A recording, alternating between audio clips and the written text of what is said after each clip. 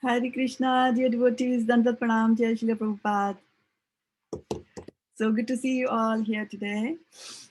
So we have a minute more for 7 o'clock to happen, so I'll just wait for a little while. And so good to see you, Simi Mataji, Sukumal Radhi Mataji.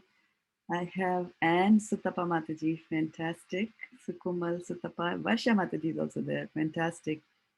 Very, very nice. I'm just starting Facebook on my phone over here, and we'll just get started over there. It's so good to be back with you all after such a long time. Okay, here we go. Facebook coming up.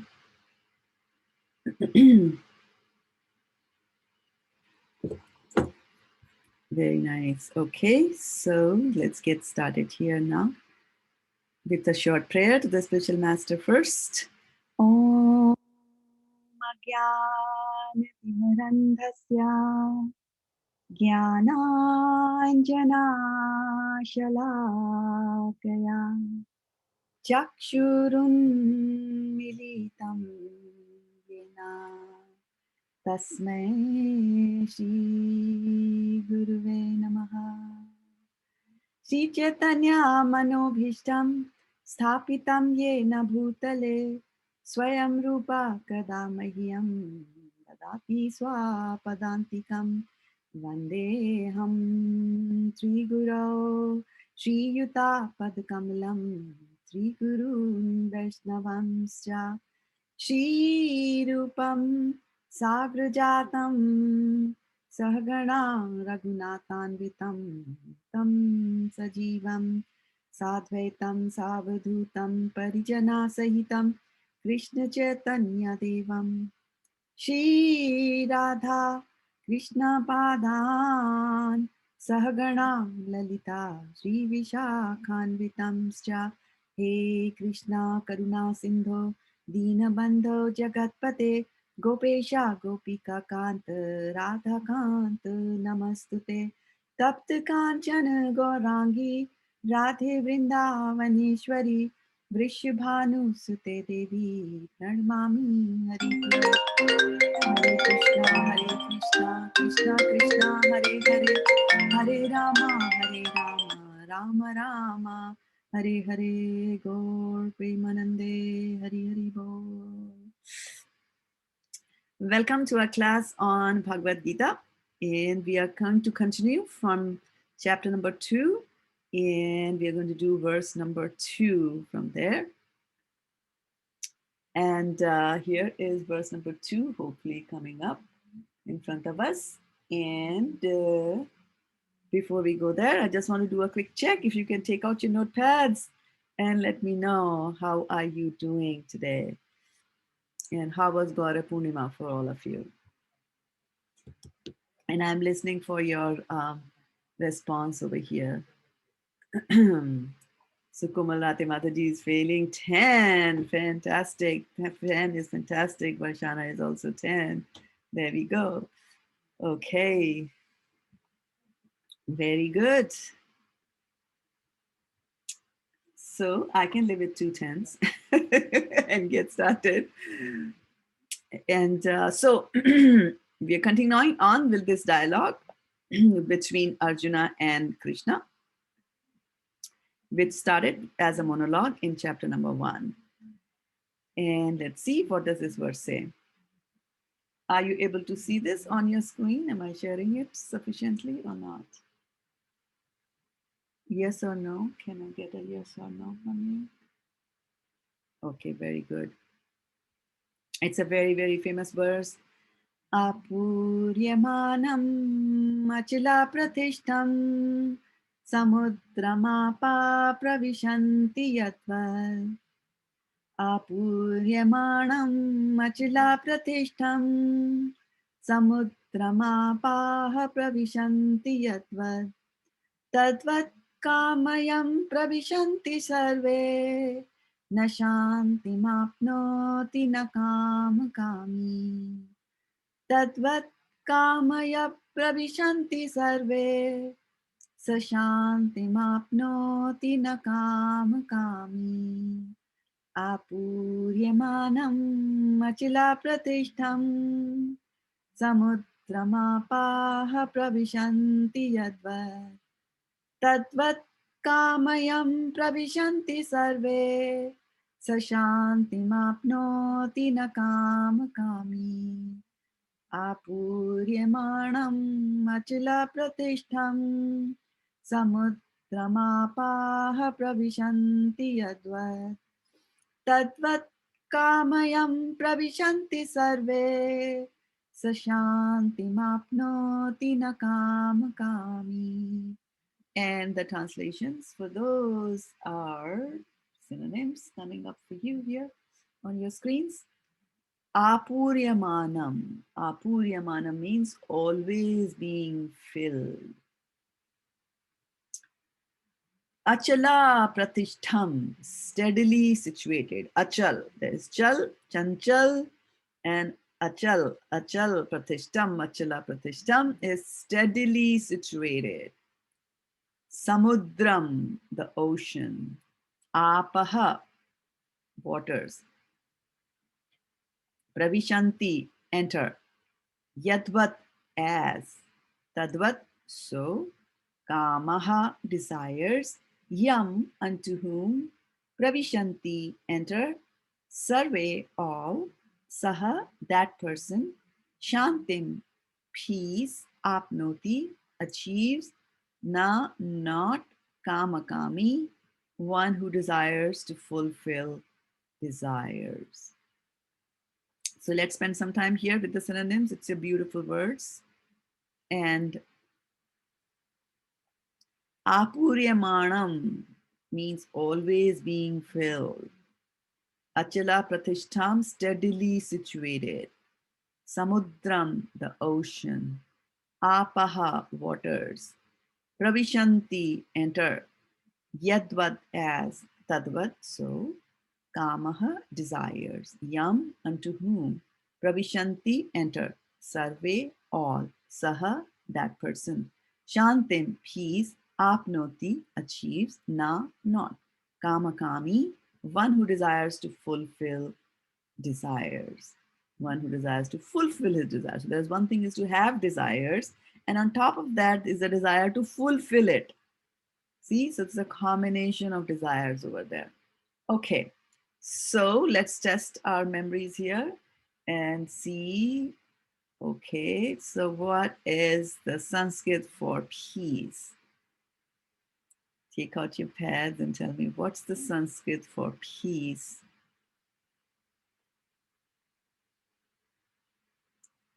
And let's see what the answers are coming. Shanti, Shanti. Okay, we'll take that. Shanti. All right. And what is the Sanskrit for somebody who wants to fulfill his desires? What's the Sanskrit for someone who wants to fulfill his desires? Sutapa says Kamakami, so does Sukamal, and so does Archana, and that's correct. Kamakami. Kam means desire. Alone, Kam means desire. Kami means one who is desiring. So Kamakami is one who's fulfilling, wants to have the fulfillment of his desires. Okay. And what is the, let's see, did you get these things right? Kamakami, one who fulfills, wants to fulfill his desires. And Shantim, you said was peace. Okay, now tell me, what is the Sanskrit for somebody who is steadily situated? Sanskrit for steadily situated. Sanskrit for steadily situated.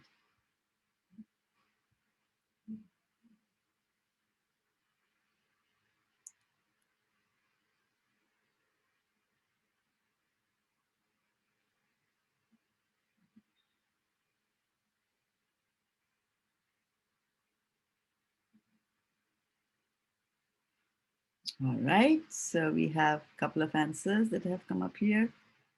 And the answer is on the screen in front of you. So what is the answer? Achala pratishtham. Achala pratishtham. All right, so there we go.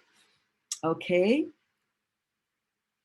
And one more, and that is something that is being always being fulfilled, always being filled, something that is always being filled.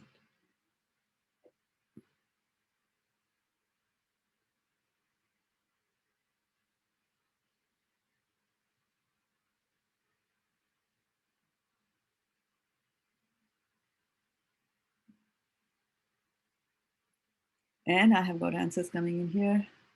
Apuryamanam achila pratishtham. Very good. Apuryamanam means being full, fulfilled. Okay, now let's go and look at the purport by Srila Prabhupada. Oh, the translation first, right? A person who is not disturbed by the incessant flow of desires. They are incessant, that enter like rivers into the ocean, which is ever being filled but is always still, can alone achieve peace. The person who is not disturbed by incessant flow of desires can alone achieve peace, and not the man who strives to satisfy such desires. Fantastic verse. Continuing on with the purport by Srila Prabhupada. Although the vast ocean is always filled with water, it is always, especially during the rainy season, being filled with much more water. But the ocean remains the same, steady. It is not agitated, nor does it cross beyond the limit of its brink. That is also true of a person fixed in Krishna consciousness. As long as one has the material body, the demands of the body for sense gratification will continue. The devotee, however, is not disturbed by such desires because of his fullness. A Krishna conscious man is not in need of anything because the Lord fulfills all his material necessities. Therefore, he is like the ocean, always full in himself. Desire may come to him like the waters of the rivers that flow into the ocean, but he is steady in his activities, and he is not even slightly disturbed by desires for sense gratification. That is a proof of a Krishna conscious man, one who has lost all inclinations for material sense gratification, although the desires are present.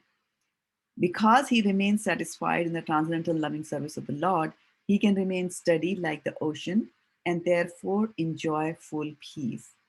Others, however, who want to fulfill desires, even up to the limit of liberation, what to speak of material success, never attain peace. The fruitive workers, the Salvinists, and also the yogis who are after mystic powers are all unhappy because of unfulfilled desires. But the person in Krishna consciousness is happy in the service of the Lord, and he has no desires to be fulfilled.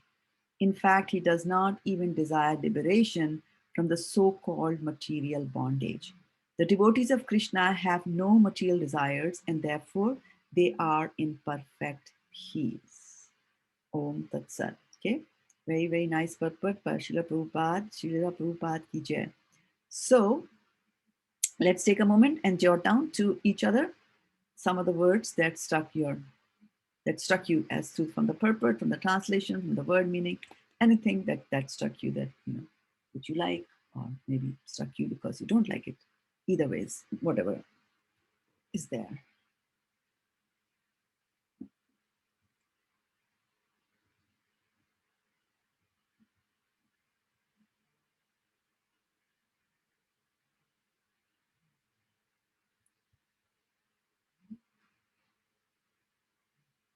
And I'm trying to reach there to where you all are. Okay. So Varshana Mataji liked the word Shantim.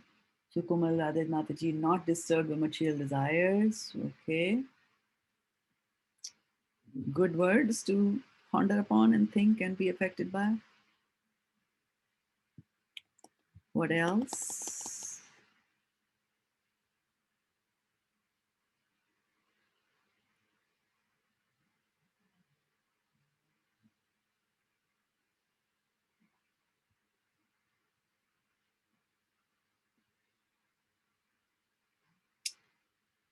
Salvationist says Sadhana Mataji, and Chittapal says steady and not agitated. Okay, Achila Pratishtam, and steadily situated. Achila Pratishtam, very good. Okay, so good words, the other key words from this. Okay, so if we go back a few verses, Krishna was telling Arjuna about the situation of a man who does not have any peace. And he has said that if you don't have any peace, then what to talk about happiness, right? Happiness comes after you have reached the state of being peaceful, right? So this particular verse again, Krishna for the past few verses in response to Arjuna's question that, Srita Pragyasya kya bhasha, right? How is he talk? How is he situated and things like that, right? And then we talked about the situation in this material world, how our senses can agitate us and confuse the mind and the intelligence and how we fall down. And the remedy was given like be in Krishna consciousness. And if you're not in Krishna consciousness, then you don't get any prasade sarva dukkhanam. You will just be miserable like that. Right. So here also Prabhupada, here also Krishna is giving some metaphors, right? While he's trying to explain some of the concepts. And so what metaphor is he using here in this chapter, in this verse? Can you tell me what metaphor is he using? What is he comparing to what?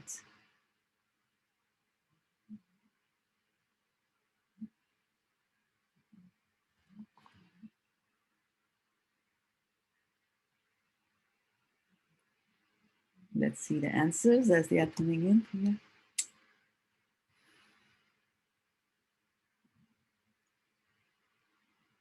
Okay, so we said ocean, ocean, ocean.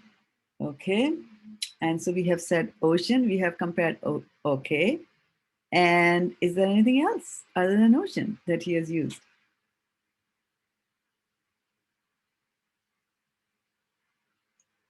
Steadily situated is not a simile. I'm looking for a metaphor where he's comparing one thing to another thing. So he's making some comparisons, he's drawing some parallels, like just like, right? So what is he using? He used the ocean and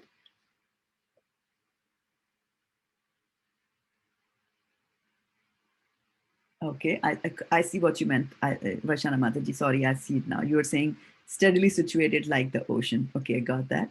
Yeah. And then what else? Hmm? Rainy season is equated to what?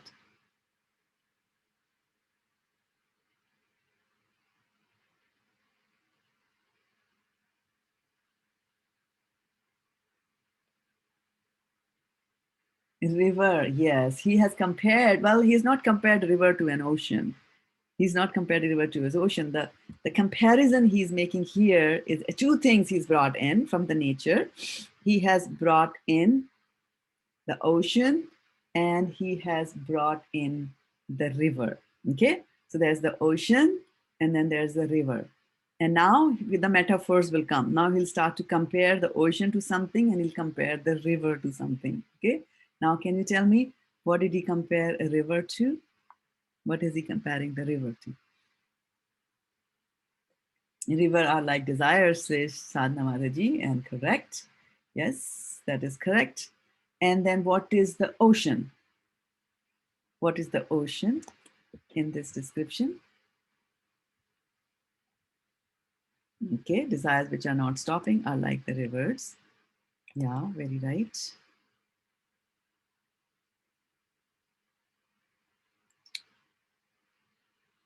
Okay, yeah.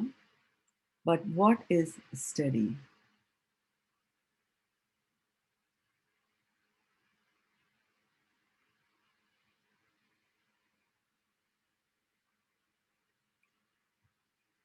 Mm-hmm. So, what is the ocean compared to here?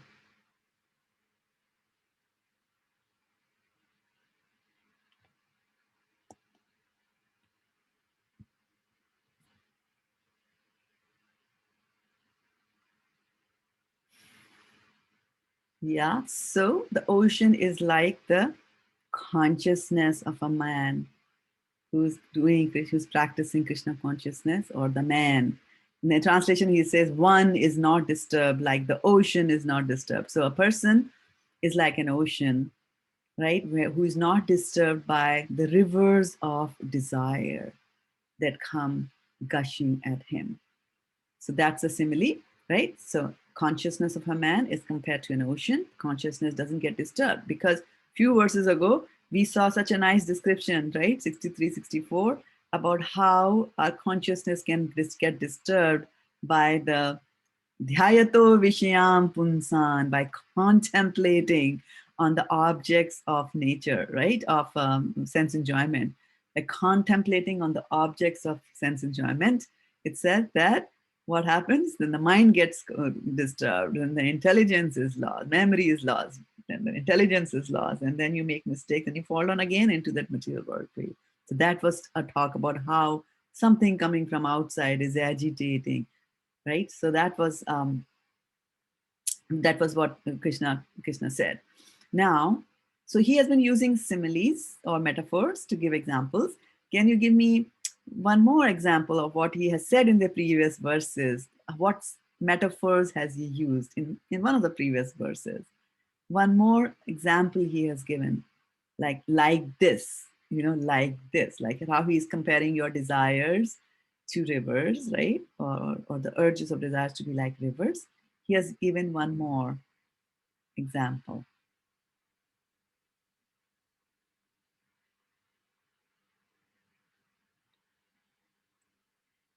Yes, he has also given the example of tortoise, and he has said that just as tortoise withdraws all the limbs underneath its shell, similarly, we should also try to withdraw our sense organs, the eyes, the ears, right, the skin, like that. So that was one example he gave. Okay, so again, the senses, there's desire already there. Senses will go and capture certain things, and your desires will waken up again.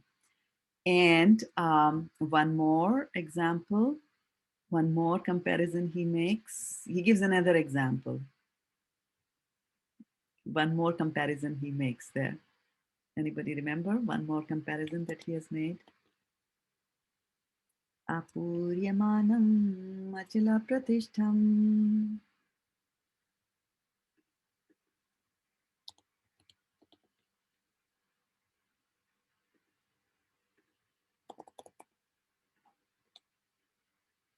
Let's see. Okay, you're still thinking about it. All right. No, Priyanka, that's not the one. Sorry.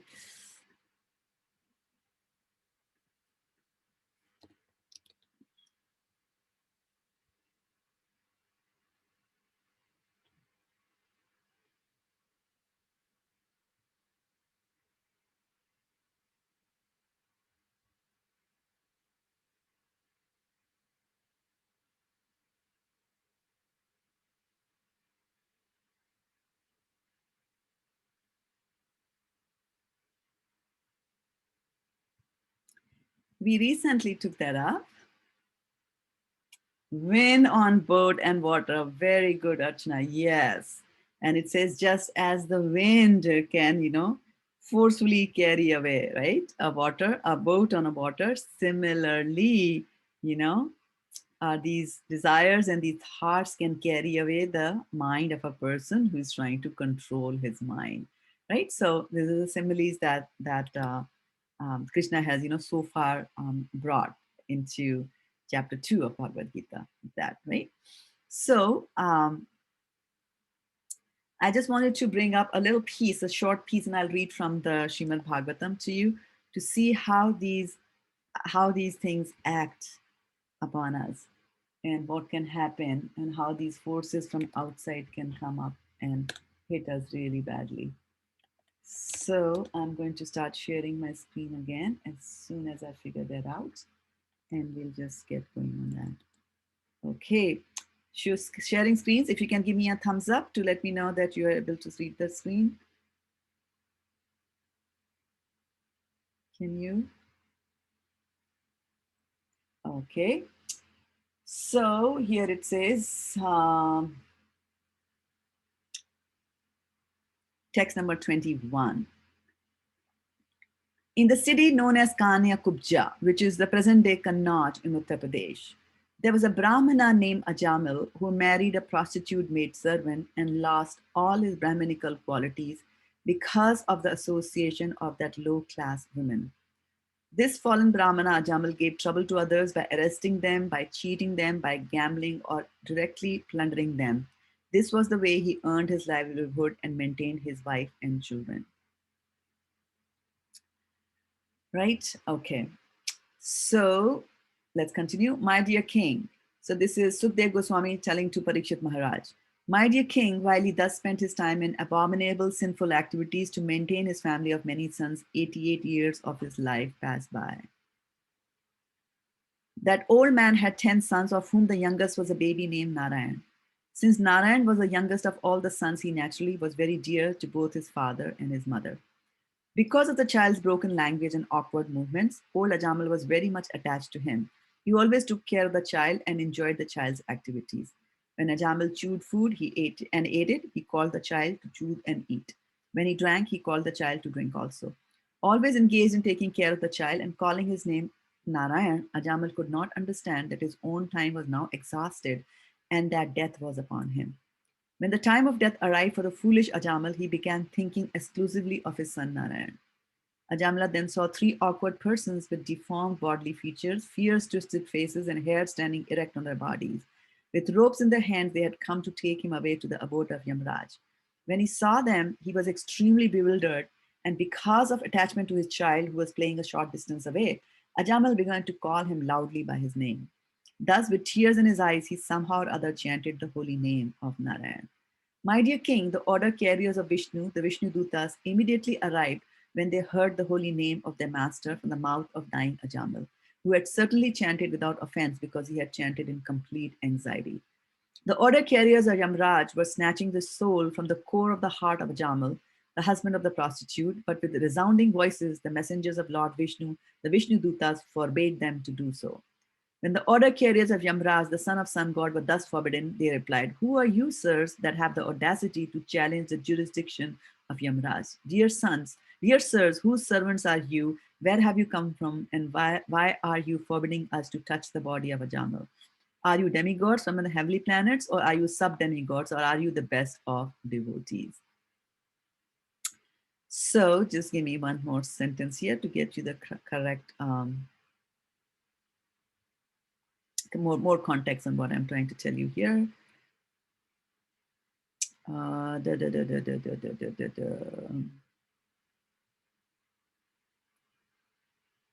Yeah, here. So it talks a little bit about the past life of Ajamal. So while this conversation is going on between,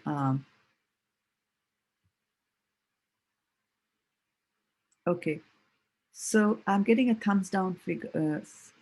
Oh, is it that I muted myself? Oh, is it? Why does it mute me? No.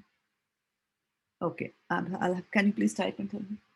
Please scroll it up. Oh, okay. I was reading from a different screen. Okay, sorry about that. 56 to 57. All right.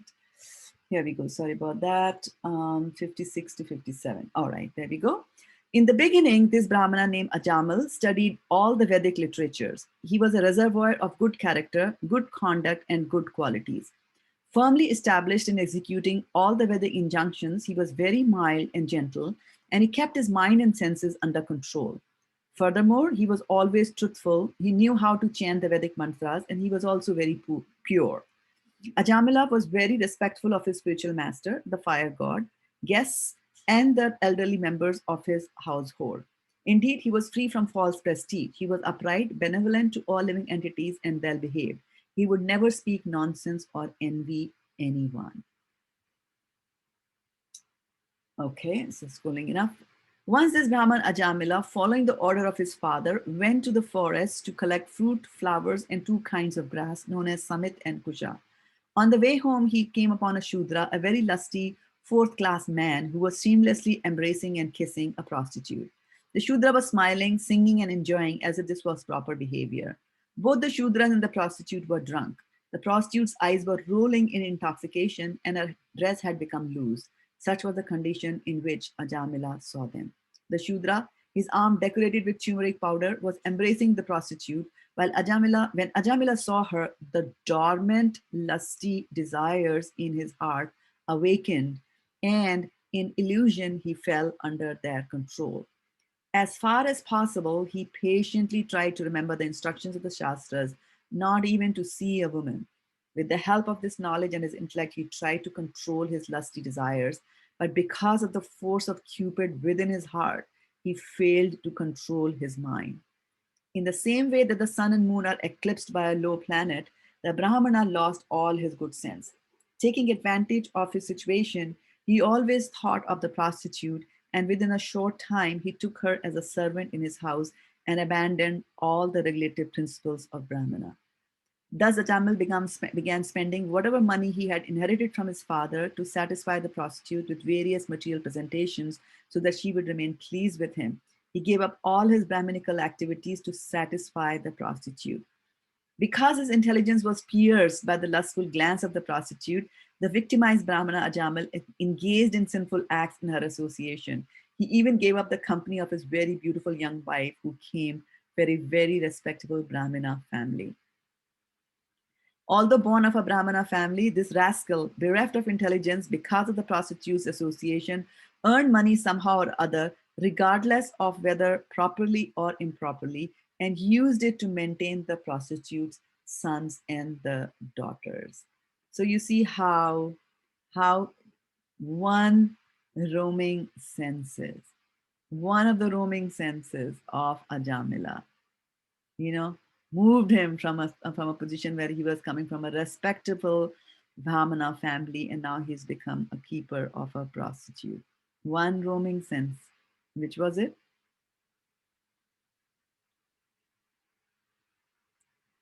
One roaming sense.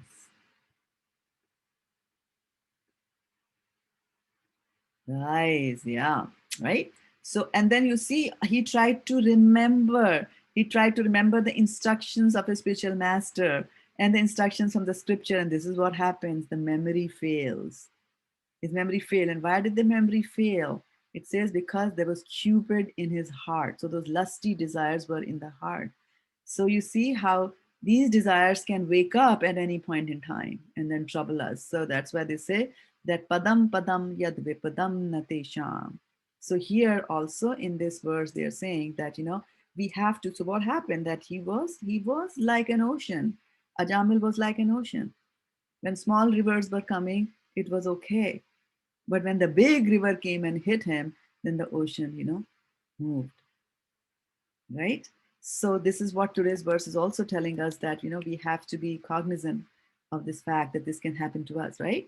So Krishna has brought in such a fantastic metaphor where he's saying that, just as the ocean is like the ocean. Now, one more thing it said was that the ocean does not cross its boundaries. I mean, we might say, yeah, the waves come and then the waves go back, right? So the waves come and then there's a tide, high tide, then the waves will go a little further, but they recede. But it's not that, I live by the ocean. It's not that the ocean moves and comes all inside the city. There are movements, but it moves within its jurisdiction, so to speak, right? Of course, if there's a tsunami and things like that, even an ocean can get agitated, right? Which is also a good example of that something which might seem like an ocean and not agitated generally can still get agitated if there's a volcano eruption in the bottom of the ocean. So that's the nature of the material world, is which we have to keep in mind. So we have to remember that there are boundaries, and we should not cross our boundaries. So can you give me some examples of boundaries that we have? What are the boundaries that we should not cross? And our parents have told us a lot of boundaries as we were growing up, right? And then again, scriptures tell us about the boundaries and what you should do and what you should not do, right? What should be your limits? So what are the boundaries that you have read in the Shastras or otherwise heard from others? Give me some examples of boundaries that are there in your life.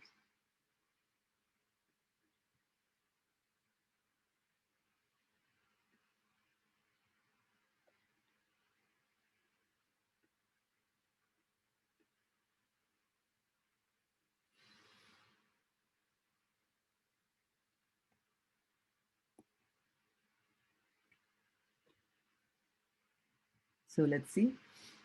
Are there boundaries? Yeah, so the four regulative principles definitely set some boundaries on you. More boundaries? Don't hurt anybody. Yes. You should not steal. Yes.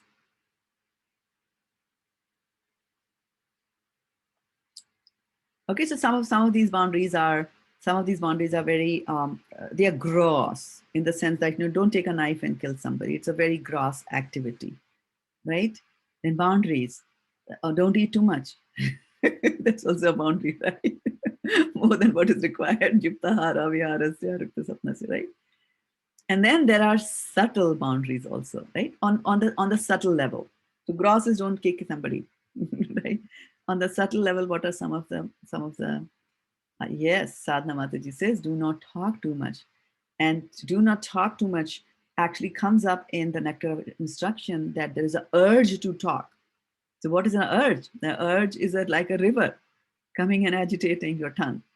And then that urge will make your tongue vibrate, and then the words will be let loose. Okay. So there are boundaries. Yeah, prajalpa. Yeah, don't sleep so much. Be careful. Yeah, be careful even with the thoughts, right? See, at the subtle level also, we have to be thoughtful of our thoughts. What are we thinking? And then there are things which are even at they are at the subtle level, but they are kind of like subtler. They're more subtle than some of the other things that we need to think about, right? And which is like as you get refined, and I always give you the example of um, how if I take a black, like there's some black over here. If there's a black dot on this, you cannot see because this is black in color, right? This scarf. But if there's a black dot that appears on the shirt or the sweater over here, then you'll be able to immediately see it. Why? Because it's relatively cleaner than this one, so to speak, right? Like that. So as we get refined, now this refinement was not, as we get refined, then it's easy to see the flaws which are there. And the consciousness will get purified and refined over a period of many births for some and one birth for some, like that. And that is why in our varnashram system, there are varnas. There are four varnas in the varnashram system, right? What are the four varnas in the varnashram system? Can you write down? Can you give me one varna and see? Maybe the class will come up with the four collectively. Just type one varna, not more than one. Okay, so we got Brahmana, we got Kshatriya, we got Shudra, so we're missing one. What's the fourth? Vaishya. Okay, so we got all the four varnas. So people are categorized into these varnas according to their consciousness, right? And again, there can be a mix. There could be certain things still buried in the consciousness, but we are talking in general about what is on the higher, which is on the surface and which is predominant in you, right? So that is why we heard in the family, in the story of Ajamila, right? Which Varna did he see in the forest? He went to the forest to bring firewood and grass for his father, right? Does anybody remember what was the two types of grass that he went to bring from the forest? It's a little bit detailed, but we'll just see if you remember that. That'll be very good. Kusa was one grass, yeah. Okay, and Summit was another one. So, or something like that. So he went there to get the Kusa grass, and there he saw somebody, right? What Varna was that person belonging to? He was a Shudra. So you see the behavior the description that was given over there about the consciousness of a Shudra, right? Number one, there is no difference between a Shudra and an animal as far as entanglement with the opposite sex is concerned, right? He was there in the forest, happily drunk, right? They were laughing, he was singing, and both of them were oblivious to the fact that there were others around him or could be others around him, right? So nowadays you see a lot of such shudras on the roads these days, right? So that's the consciousness of a shudra. But as you could climb up the ladder of the Varnas, then a Brahman's consciousness is much, much more purified, and he will not be doing those kind of things, right? And it was mentioned in the verse also that his wife came from a good Brahmin family, like that. And the Shudrani, came and became a servant, and even as a servant, she's demanding, and she's entered into some house, and she has put that house on fire. So remember, we were talking about long time ago. We were talking about the 6 types of aggressors, and one of the aggressor is one who sets another's house on fire. So this was not like he took a match and she struck fire to the house, but she struck fire to the house in a very different way, right? So people can go into that also. So what we have to remember is that it is our consciousness, although it can be purified, right, to a certain extent, that we get born as a Brahmin family, but there is a Jamila. There could be a Jamila inside all of us, which will wreak havoc with our devotional service. And so, to cut a long story short, here what happened was, then these Vishnu Dutas, so he's 88 and he's led a very sinful life towards the end of it, and then he calls out for his son Narayan, and he didn't call out to God. Chaturvida bhajante mam jana sukritino arjuna artho jigyasu artharthi jnani cha bharat rishaba.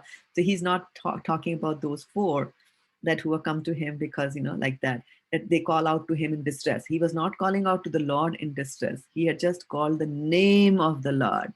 He was actually thinking he's calling his son. So he was really, really, really, agitated. And at that time, in that mood and in that condition, he had called out. So it is a calling of the name of the Lord offenselessly. We just called out the name. And so anyway, so these 3 fierce Yamdutas that had come to yank away the soul from his body, they were there, and then he says Narayan, Narayan, and as soon as he says Narayan, then the Vishnu Dutas arrive, and they are in contrast. They are described subsequently that they were very beautiful looking, creatures, and they come, and then there's a nice dialogue that happens subsequently in in the 6th canto of Bhagavatam, and there's a very nice dialogue where the two are having a debate that you can't take. He did this. He led a sinful life. He did not even atone for anything, and the Yamduta are saying, but he took the holy name of the Lord. So the interesting thing in the Srimad Bhagavatam is that, for those of you who remember or might not remember, because I didn't lay so much of emphasis on it, but you remember that I had talked about the heavenly planets. And anybody who remembered my discussions about the heavenly planets and the types of rivers you have and the kinds of trees that you have, just raise your hand and I will know. Anybody remember? I do remember one person wanted to go live in the heavenly planets, and I was saying, no, don't go there. It's material planet, right? So we described the heavenly planets, and then I had also described the hellish planets a few days later, just to make life miserable for you. So the hellish planets are the last to be described. In the 26th chapter of the 5th canto, they describe, it's a horrible description. If you were to look at it, you'll be horrified. And most of the people, after reading 26th chapter of Shrimad Bhagavatam, run to the temple. And I was one of them, I was like, oh my goodness, when you're young, you might remember from your previous birth that there is hellish planets, but then as you grow up, society and others around you will tell you, bah, this is all stories and all that. And then if you're lucky, then you'll come upon Shrimad Bhagavatam and that this is 26th chapter of 5th canto. And Aruni Mataji, to your question. So so you might just say that, oh my goodness, what is this going on? And I thought there's nothing like this. And people say hells are only in your mind and things like that. No, there are physical hellish planets in this universe, and the description is heart-wrenching. The good news is that the devotees don't go to hellish planets. So it is a good thing to be a devotee. And so when they're having a very nice description about what is religion and what is not religion, it's a very nice dialogue that comes later on. And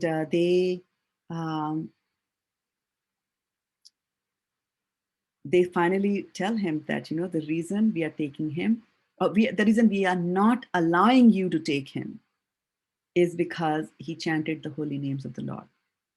So then they understand, the Vishnu, the Yamdutas understand that.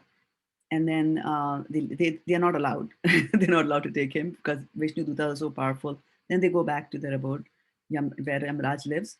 And And then, Ajamil stays back, and then he finishes the rest of his life in Krishna consciousness, and then later on he goes back, to Godhead. So like that. So we have to remember from this story again that the consciousness, there was an ocean, that he was like an ocean, but the rivers came to him, and it was just because he chanted the holy names of the Lord. So because of that, he was saved. So that is why we constantly say, keep chanting, keep on chanting, keep on chanting. Otherwise, all kinds of things are going to happen and come to us, right? So so we have to understand that, and our purpose always should be that, to try to become the Ajamila of the beginning stage. He was a Brahmana, right? And so Brahmana is there, but then, because he started chanting the names of the Lord, so your consciousness becomes higher than that of a Brahmana. Okay, so there are layers and there are stages. Shudra is the bottom, and then there are people below the Shudra category also, right? Kirat hunanda pulinda pulkasha abhira shumbha yavana kasha daya yene cha papa ap ashraya shraya shudhyanti tasme Prabhu Vishnave Namaha, right? So it says that you could be of a category lower than a Shudra with Kirat, Huna. So these are the Germans, people from Mongolia, and those kind of things are these categories listed here. So they could be coming from a up ashraya ashraya. So they have taken the shelter of the wrong place. Like Ajamila took shelter of a prostitute. Shudhyanti tasme. Even those people get purified. Why? If they take to devotional service of Lord Vishnu. Prabhu Vishnave Namaha. Right? And the question that Virabhav is asking, that did he lose control? Did Ajamil lose control out of curiosity? No. He lost control because of dormant desires that were there in his heart. So this is what happens, that you get a certain body to fulfill your desires, and then there'll be a nice drama constructed around it so that the desire gets fulfilled. So as many years that he had the desire to spend life with a prostitute, he got it. So we have to be very, very careful not to have the desires there. Yeah, not to have desires at all in our heart. And so that's what Krishna is saying. Apuryamanam machila prathishtam. So who is a man? Who is a man who can be like an ocean, and who is not disturbed by these incessant flow of rivers that come into them, right? And so how will I? So what is it? Why is he comparing? What is the thing about ocean? Why is he giving this thing about ocean, right? So I'll take an example from you. Like suppose I take a container of water. This is a container of water, and I make a smaller container of water out of it, right? Let's assume this thing is not there and it's a small container, right? It's full of water. Now, if I take a glass of water and I pour in it, so this is half full of water. If I take a glass of water and quickly pour it in it, what's going to happen to the water inside it? Can you write and tell me? I know. It's going to overflow, right? And so as the water, so if I take a small tumbler, half full of water, take a bigger one and quickly throw the water inside it, all the water inside it is going to move and it's going to splatter and it's going to come out, right? It's going to overflow. So, but if I take a glass of water and throw it into the Pacific Ocean, what's going to happen to the ocean? Nothing, right? So this is what he's saying, that you have to make your consciousness a bigger consciousness, big and high, so that nobody can touch them. Nobody can touch it. The lower things cannot touch something which is at a higher level. Like that. So we have to become like an ocean, and so that the smaller things are not going to touch. Now, when it talks about how can I become big, you associate with something which is big. You associate with Krishna, because Krishna is unlimited. And your consciousness will also become unlimited. And that's why we people say, let your mind expand, right, into the good. Do not be narrow minded, right? When you're broad minded, when a person is broad minded, things from outside don't affect him much. When you're narrow-minded and you have your mind like this is how things should be done and this is the right way and it's my way, then when you see others who are not following your thing and they are different from you, it's like they are wrong and the agitation begins in us like that. So how do we practice that? How do we practice to expand? You chant in this yoga, you do that by chanting the holy names of the Lord like that. Okay. So having said that, for this very beautiful, beautiful verse by Srila Prabhupada, I'm going to take a few questions from all of you. If you can put your questions on the chat window or raise your hand, and we can take your questions like that. And there is Sutapa Mataji. She took the first part. So why don't you unmute yourself, Sutapa Mataji, and ask your question? Hare Krishna, Mataji. Really, I have a question like, so we should control our senses. Then can't we talk to the normal people who are not in the devotional path? Because like Ajamil can see, so we can hear so many things from the people who are not in the devotional path. So it may agitate our mind, and we may grow. Means our attraction might grow to that things which we already deserted, like Yes. kept aside. And Right, right. Very right. Because there are disturbances from the outside that can come to you. And that's why preaching, is not for everybody. To go out and preach and say, I can go and preach to the prostitutes. A man can go and say, I'm going to preach to the prostitutes, right? But they are like that, they will entice him. And then before he knows, the brahmachari is gone like that. So you have to, your own consciousness has got to be at a certain level before you can go and preach to other people. Prabhupada gives a very nice example, and he says that that if you if a person is in material consciousness, which all of us are, then we are like a man who is drowning in this ocean of material world, and he has the man who is drowning, his hands are tied towards his on his back like this. His hands are tied and he's drowning. What can he do? He cannot do anything to save himself, right? And then we jump into the ocean to save that person. But guess what? My hands are also tied behind my back. So what can I do to save him? So I have to save somebody. My hands have to be free to be able to grab this man, untie the knot, or at least picking up with the knots and taking out of the ocean, right? So similarly, if we say that, I am good enough and I can talk to this and I can talk to that, no, the danger is always there. The danger is always there that a person can get swept away.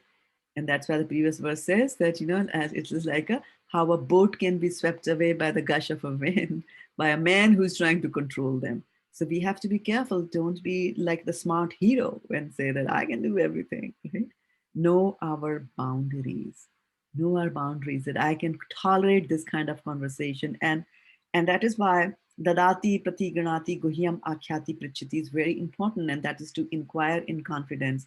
So if a person is in the preaching thing and says that, oh, you know what, this lady comes to me every day and she's making eyes at me and I'm getting affected, those kind of things are discussed in in confidence with your mentor, or like anybody who's taking care of you, so that they will guide you, and most likely they will take you away from there, that practice, you know especially like a young brahmachari might just go and say that, oh, I'm going to do some marriage counseling.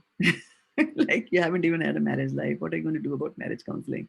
And then the wife will cry, so the young woman husband comes, and then you get a soft corner towards the wife, and then before you married her, like Ajamil. We have to be careful. Yeah, preaching and going out like that and meeting with people is not just you do get affected. After all, Shiva gets affected by the modes of ignorance, just because he's handling it. Not that he's in the mode of ignorance, but because he's handling it. So we have to be careful on that. Yeah. thank you, Mataji. And to fortify ourselves, yeah, and to fortify ourselves. So we have to slowly fortify ourselves and build that resistance inside our body. And that resistance and that layer and that sheath will come when you are protecting yourself by chanting the holy names of the Lord. And we saw in this example how, of course, Ajamila had done enough in his previous birth, enough of devotional practice in his previous births, then he had this last thing that he had to suffer. And then, so we have to fortify ourselves with the chanting of the holy names here in this yuga. That's the only way. Virabhav Dasi. And so here we go. If all of you can unmute yourself and say Hare Krishna for our new Virabhav Devi Dasi, who is Barsha from the previous birth. And Barsha, do you have Renu also with you? Renu Abhyadika? Yes, Mataji. All right. So Renu. Hare Krishna Mataji, Dandavat Pranam. Oh, so these are two two participants from these reading sessions who got initiated yesterday. Congratulations, Mataji. Congratulations, Congratulations. Very Very good. Congratulations. Mataji, can you show us your we only see your screen. First your Hare Krishna. Hare Krishna Mataji. Hare Krishna. Very good. Many Very good. congratulations to you. Thank you, Mataji. Very nice. Very nice. Happy to make a decision to take the shelter at a young age. It's amazing. It shows a lot of determination. Yeah, and to get and fortunate also to get the shelter of the spiritual master so early in life, and to agree at this age at which Barsha and Raksha are, the rivers are many. The rivers are many, but for them to decide that we're going to know our boundaries is an amazing thing. Yeah. Very good. Oh, we can see Kathy and Niral too together. One comes and one goes, Today we can see both of you. Very good. Okay, now over to Barsha's question. Virabhav Dasi's question. Sorry. Mataji, I had a question. So Ajamil was really devoted, right? Because he had practice. His life was full of practice of devotional service, like he was a Brahmana. But he had this dormant desire, which ignited, and he spent the rest of his life getting like gambling and spending his time with a prostitute and doing whatnot to make ends meet. So I was wondering, like, even we who just come into devotional service recently, we've been into the material world for a long time, and we also have dormant desires in our heart.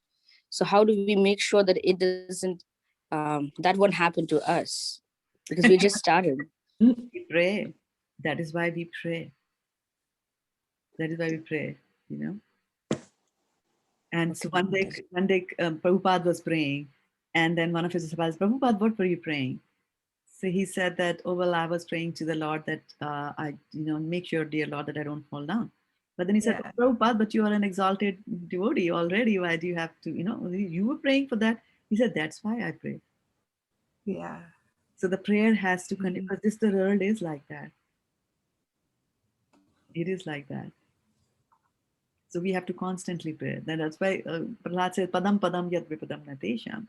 But the holy name will save you. You see, even after doing whatever he was doing, and the laughing thing is that, laughing thing is that all the time that Ajamil was doing whatever he was doing till the age of 88, some of them would always be already be engraved. But till the ripe age of 88, he's living with a prostitute, and he has a young wife. Yeah. So he's living with a prostitute, and he doesn't. And even the baby he had was young, right? Like it was Yeah. 6 or 7, something like that. Yeah, small boy. Yeah. From the description, even smaller than 6. Yeah. Awkward movements and all that the text talked about. Yeah. So he to have a child at that age and all that. Yeah. So, but the thing is, and this is what it says that the material energy has got two things it does to you. The two potencies, two powers it has got. One power is to cover it, avaratmika shakti, it puts a curtain on everything, and other one is pratyaksha shakti, which is it will throw you. So throwing potency, remember it as throwing potency and covering potency. So first is it throws us into this material world, right? Or whatever material situation is, Like Ajamila, it threw Ajamila into the situation that he's living with a prostitute, right? So that's the situation he got thrown into. And second is that the curtain on it. So curtain means now he won't even see that there is something wrong with it. Nicely living with it. So that is what happens in the material nature, which I would see is in some ways is a sort of a boon, in the sense that you can also imagine the other way around, that he was there and he was miserable, right? I mean, so many ways you can say this way or that way, but it's a saving grace that we forget it all that and we do the wrong things that we do. But if you're chanting the holy names of the Lord, it'll still save. That doesn't mean that we can do wrong things and rely on the holy names of the Lord to save us, because that's an offense to the holy name of the Lord. To continue to commit sinful acts on the strength of the holy name is an offense to the holy name. So we should never do that. But what I'm saying is that to be aware that, number one, to be aware that we can fall down. We can fall down anytime, right? And so what should I do? We should chant, because then in his case, what was the problem? It was a dormant desire. And that is what this is. There's a prayer to Lord Narasimha, right? Namaste Narasimhaya, Namaste Jaste Jase Ave Rave Bhava, Vajra Nakha Vajra Damsta, Karmashayan, Randhaya Randhaya. So it says Vajra Nakha. Vajra means like a thunderbolt. Vajra Nakha, your nails are like thunderbolts. Vajra Damstra, your teeth are like thunderbolts, right? Which means they'll cut everything. So Vajra Nakha Vajra Damsta, Karma Ashayan. Karma Ashayan means my asha, my desire to have karmic, to enjoy. So with your nails and teeth like thunderbolt, kindly cut off and remove all these desires. Randhaya, Randhaya, remove them from my heart. Om, Swaha. So that's how the prayer to Narasimha. This is a prayer that Prahlad Maharaj and his where the residence where he lives. The people pray that they do this specific prayers, and it's a fantastic prayer. We do it in our temple also. So this is a prayer that we should all do. That that rather than saying this and that, and let me be the best reader, let me memorize verses, things like that, all those things will happen. They're concomitant factors will happen. The first thing that we should really be praying is to root out, please, whatever is the dirt in my heart, please root out the dirt. Because if the dirt goes away, then you are in a safe harbor. Ajamil's case, the dirt was still there in his heart. And it came out. The slightest provocation from outside, it came out. And what was he doing? He had gone on a very good mission to bring kusha grass and wood for his father's, sacrifice thing. Right? He had gone there for a good cause, but not sufficiently armored. And one roaming senses. And then everything came out, like a volcano. So the fact is that we are in a situation. So nothing to feel too much alarmed about it, Virabhav. We all are in that situation, right? But the good thing is that we all have found the holy name, which is the only medicine. Varsha Mataji, I'll take that as the last question for today. Thank you, Mataji. Yes, Mataji, I could not understand one point, that Ajamil was thrown into that situation. He had the desire and wanted to get that desire fulfilled. But then the covering potency, how do we, you see? Cover means you cover your eyes. Your eyes are covered. You can't see. You can't see that I'm doing something wrong. At that moment, you are a Brahmana. You have got your own wife. By what logic does it say that you should have an affair with the servant maid? Or bring some other woman into your home and have her as the servant maid? He cannot see it. He did not see it. He went and had a son with her. Right? And the wife, of course, the young wife leaves, goes, and then he brings and lives with the other one.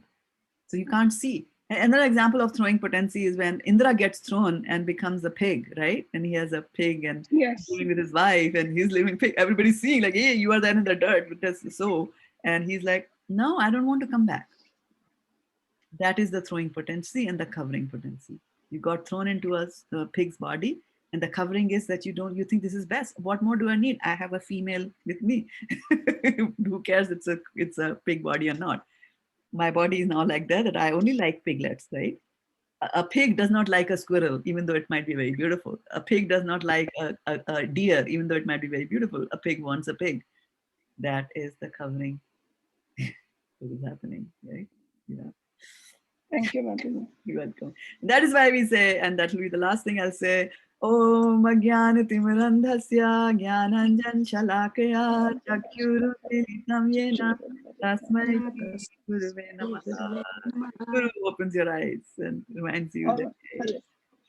Hare Krishna Mataji. Thank you so much, Mataji, Shraddha Mataji. Hare Krishna Mataji, Shraddha Mataji. I received that this thing, Mataji.